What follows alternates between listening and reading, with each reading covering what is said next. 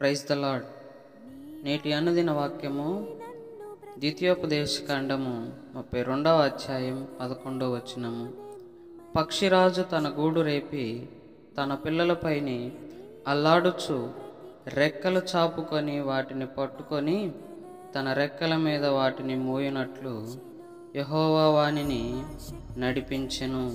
ప్రియ దేవుని బిడ్డలారా, ఈ మాటలు తన ప్రజలైన ఇశ్రాయేలును గూర్చి దేవుడు పలికిన మాటలే.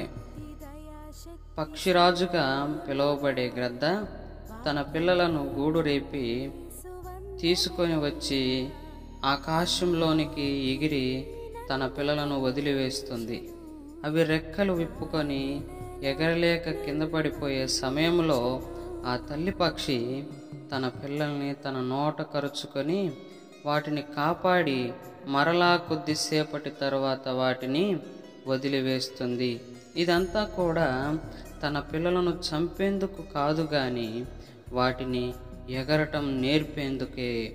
అలాగే మన జీవితంలో కొన్నిసార్లు దేవుడే శ్రమలను అనుమతిస్తారు. అవన్నీ మన ఆత్మీయ జీవితాలను పదునుగా చేసేందుకే.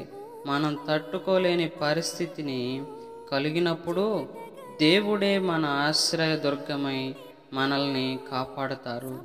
ఆయన మనల్ని ఎన్నడూ విడిచిపెట్టే దేవుడు కారు. అటువంటి గొప్ప దేవుని కలిగి ఉన్నాము కనుక అటువంటి దేవుని మనము స్తుతిస్తూ ఆ దేవుని యందు నమ్మిక ఉంచి జీవిద్దాము. ఆమేన్.